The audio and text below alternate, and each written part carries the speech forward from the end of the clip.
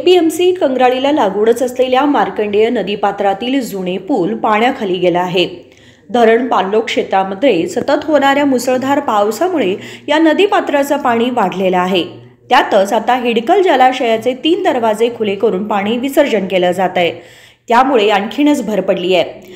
यामुळे मार्कंडेय नदीपात्रा शेजारील शेतवाडी पाण्याखाली गेली आहे। दरवर्षी नदीपात्राजवळील शेतकऱ्यांचे मोठे नुकसान होते, पण नुकसान भरपाईच्या नावावर तुटपुंजे निधी दिला जातो।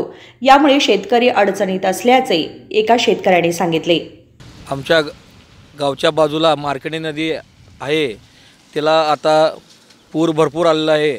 तरी आम्हाला रहिताना कुठल्या दृष्टिकोनानं काही करायचं समजत नाही आहे। तरी राखोस्कोपचे 2 दरवाजे ओपन केल्याबद्दल हर एक वर्ष असेच आमचे की रहिताना भरपूर नुकसान होत असतं। तरी सरकार आमच्याकडे काय लक्ष देत नाही आहे। ही नदी हर एक वर्ष अशीच भरून वाहत असते। राखोस्कोपचं पाणी सोडल्याबद्दल आता आम्ही नट्टी वगैरे लावलेली आहे, ती पण आमची आता बुडून गेली, म्हणजे ती खराबच होणार आहे। सरकारनं रहितांसाठी काहीतरी करावं असं माझं सरकारला विनंती आहे। गेल्या 8 दिवसांपासून होत असलेल्या संततधार पावसामुळे मार्कंडेय नदी शेजारील शेती पाण्याखाली गेल्यामुळे भात पीक आणि भाजीपाला अशा अनेक पिकांचे नुकसान होत असल्याचे या साचलेल्या पाण्यावरून दिसून येते। महादेव पवार, KMM मराठी, बेळगाव।